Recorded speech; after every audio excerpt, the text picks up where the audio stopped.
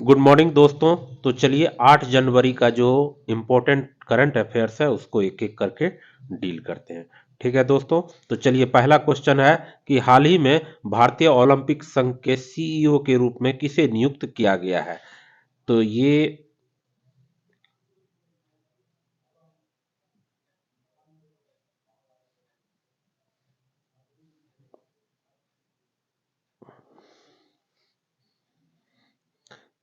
तो रघुराम अय्यर जी को भारतीय ओलंपिक संघ के सीईओ के रूप में नियुक्त किया गया है।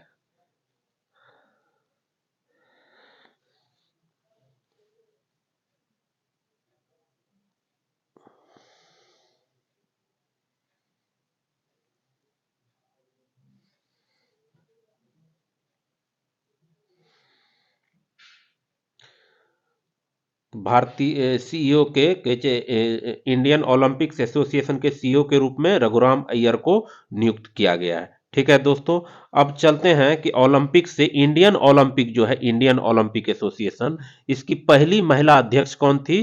तो पीटी उषा। ठीक है दोस्तों, एक और इंपॉर्टेंट बात है इसमें, ये आप जान सकते हैं कि इंटरनेशनल ओलंपिक डे कब मनाया जाता है। तो ये 23 जून को मनाया जाता है, 23 जून को। ठीक है दोस्तों, 2024 की बात करें तो 2024 में जो ग्रीष्मकालीन ओलंपिक का आयोजन कहाँ पे होगा, तो फ्रांस में होगा। और फ्रांस में होगा, और इसमें जो है कितना खेल को ऐड किया गया है, तो इसमें अगर आप देखिएगा तो 4 नया गेम्स को ऐड किया गया है।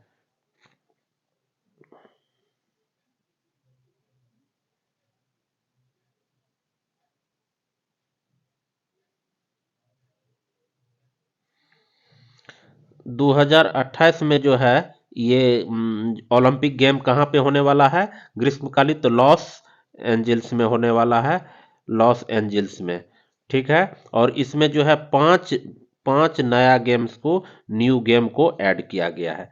तो ये इससे कुछ इंपॉर्टेंट क्वेश्चन। अब देखिए कि ओलंपिक जो इंटरनेशनल ओलंपिक एसोसिएशन है, इसका हेडक्वार्टर जो है लुसाने स्विट्जरलैंड में पड़ता है। लुसाने हेडक्वार्टर कहाँ पे है, तो लुसाने स्विट्जरलैंड में। ठीक है दोस्तों, तो चलिए अगला क्वेश्चन पे हम लोग चलते हैं।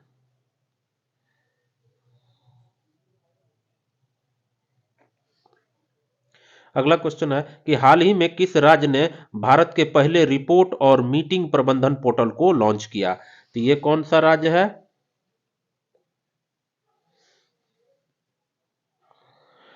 हिमाचल प्रदेश। हिमाचल प्रदेश के जो द्वारा ये किया गया है। और इसका ये जो है रिपोर्ट एंड मीटिंग मैनेजिंग, इसका काम क्या है, तो इसका मुख्य काम क्या है कि प्रशासन में निर्णय लेने में क्या हो जाएगा, आसान होगा। दूसरा काम क्या हो जाएगा, दूसरा काम आप डेटा प्रबंधन में आसान होगा। और तीसरा जो है संचार के क्षेत्र में भी आसान होगा। तो ये 3 काम, अगर ये तीनों काम होता है तो सरकार की जो दक्षता और पारदर्शिता दोनों में काफी सुधार होगा। इस समय अगर देखें तो यहाँ का गवर्नर कौन है, तो गवर्नर कौन है हिमाचल प्रदेश का, शिव प्रसाद प्रताप शुक्ला जी हैं। हिमाचल प्रदेश में लोकसभा के कितने सीट है, तो लोकसभा के 4 सीट हैं। जबकि राज्यसभा के कितने सीट है, 3 सीट हैं। और विधानसभा का सीट देखा जाए तो विधानसभा का सीट जो है 68 है। तो ये कुछ हिमाचल प्रदेश से इंपॉर्टेंट क्वेश्चन है। ठीक है दोस्तों, चलिए अगला क्वेश्चन पे चलते हैं।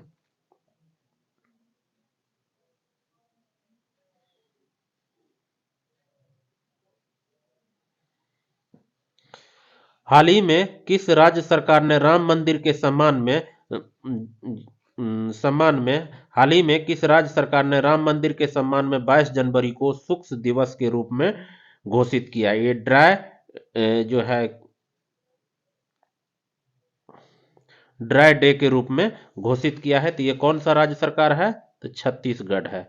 छत्तीसगढ़ के जो चीफ मिनिस्टर है, नए चीफ मिनिस्टर जो बने, उनका कहना है कि भगवान राम का ननिहाल कहाँ पे है, तो छत्तीसगढ़ में है। चूंकि 22 जनवरी को प्राण प्रतिष्ठा की जाएगी भगवान राम की अयोध्या में, इसलिए उस दिन ये ड्राई डे रखेगा, माने कि शराब बिक्री पर पूरी तरह से प्रतिबंध होगा। ठीक है दोस्तों, तो चलिए अगला क्वेश्चन पे चलते हैं। जनवरी 2024 में वाइब्रेंट गुजरात समिट के 10वें संस्करण में मुख्य अतिथि कौन है?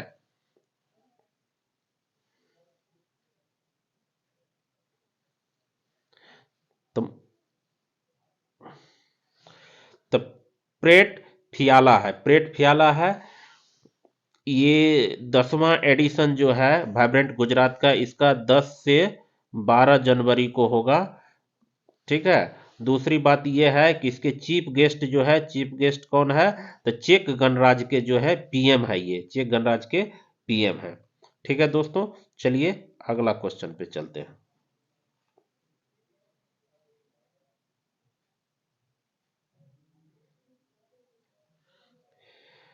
रिपब्लिक डे जो है, रिपब्लिक डे, इस पे चीफ गेस्ट कौन है? तो रिपब्लिक डे पर चीफ गेस्ट जो है, चीफ गेस्ट जो है मैक्रोन है, फ्रांस के राष्ट्रपति जो है मैक्रोन आएगा। तो ये एक एक्स्ट्रा आपको हम अलग से बता दें। ठीक है दोस्तों, तो चलिए अगला क्वेश्चन पर।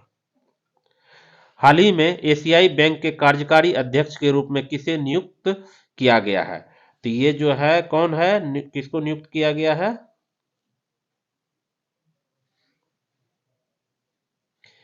विकासशील को नियुक्त किया गया है।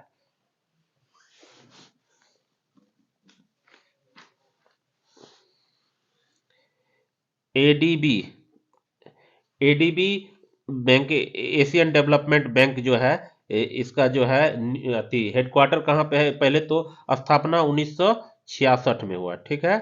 और इसका हेडक्वार्टर कहाँ पे है? तो मनीला में है, मनीला फिलीपींस में इसका हेडक्वार्टर है। इसका जो है सदस्य की संख्या कितनी है? तो 68 टोटल सदस्य है, 68। और नया सदस्य के रूप में कौन बना है इसमें? तो नया सदस्य जो न्यू सदस्य है,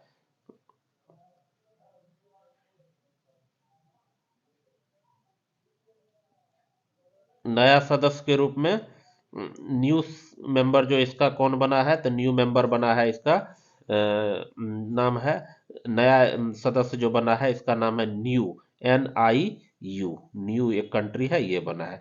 ठीक है दोस्तों, तो चलिए अगला क्वेश्चन पे चलते हैं। हाल ही में अरुणाचल प्रदेश के किस उत्पाद को जीआई टैग मिला है?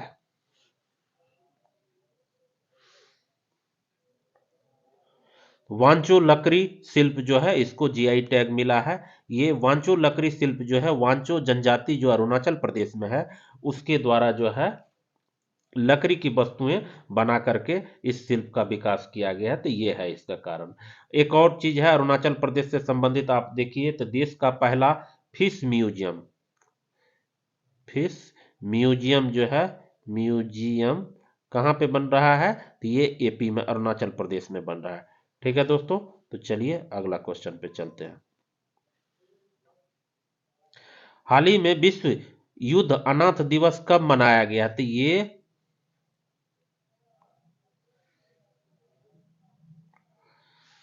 6 जनवरी को प्रत्येक साल विश्व युद्ध अनाथ दिवस मनाया जाता है। इसमें क्या हो जाता है कि युद्ध के कारण जो अनाथ बच्चों के द्वारा सहन किए गए आघात के बारे में जागरूकता फैलाने का उद्देश्य है इसका।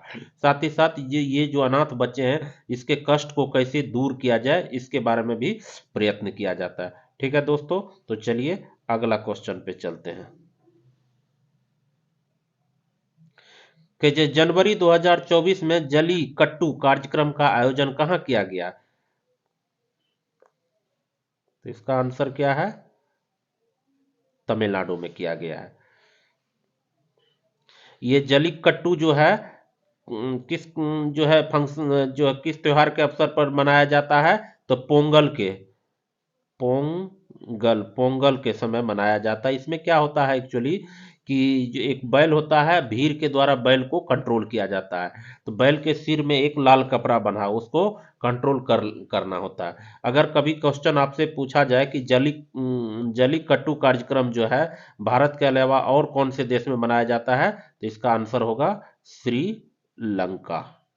क्या होगा? श्रीलंका होगा।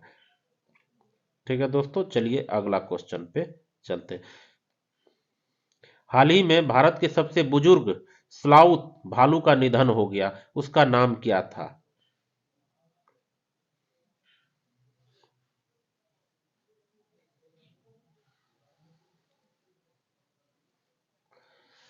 तो उसका नाम बबलू था, और बबलू ये भोपाल के वन में था। 36 साल की उम्र में इसका निधन हो गया। अभी पूछा जाए कि अभी भारत में सबसे बुजुर्ग स्लॉथ भालू कौन सा है, तो ये गुलाबो होगा। वैसे भालू का जो जीवन कितना होता था, 25 से 30 साल तक ये जीता है, लेकिन ये जो बबलू था 36 साल तक, लेकिन बीमारी के कारण ये गुजर गया। ठीक है दोस्तों, तो चलिए अगला क्वेश्चन पे चलते हैं। हाल ही में T20 में 3000 रन पूरा करने वाली दूसरी भारतीय महिला क्रिकेटर कौन बन गई है? तो ये कौन बन गई है दूसरी महिला क्रिकेटर? स्मृति मंधाना बनी है। स्मृति मंधाना बनी है। तो अगर आप दूसरी के बारे में जान रहे हैं, तो पहली कौन बनी है? तो पहली है हरमनप्रीत कौर। हरमनप्रीत कौर है जो कि पहली है। अगर पुरुष में देखा जाए, जो कि 3000 रन पूरा किया है T20 इंटरनेशनल में, तो एक तो विराट कोहली है और दूसरा रोहित शर्मा है, ये दोनों पूरा किया है। ठीक है दोस्तों, इस तरह से 8 जनवरी 2024 का जो भी इम्पोर्टेंट करंट अफेयर्स था, मैंने उसको एक एक करके डील कर दिया, और उससे संबंधित जो भी कुछ बात था उसको भी डील करने का प्रयास किया। ठीक है दोस्तों, तो आप लोगों से यही आग्रह है कि मेरा जो चैनल है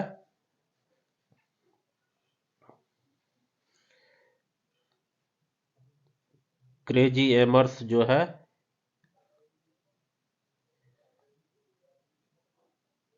जीके क्लासेस को, जीके क्लासेस को सब्सक्राइब कीजिए, लाइक कीजिए और दोस्तों के साथ शेयर कीजिए। और उसके बाद अगर आप लोगों को अच्छा लगे तो कमेंट भी कर सकते हैं, या कुछ सुधार करने के लिए कहिएगा तो वो भी किया जाएगा। ठीक है दोस्तों, तो चलिए कल फिर मिलते हैं 9 जनवरी 2024 का करंट अफेयर्स लेकर के, जो भी इम्पोर्टेंट है। ठीक है दोस्तों, चलिए ओके बाय।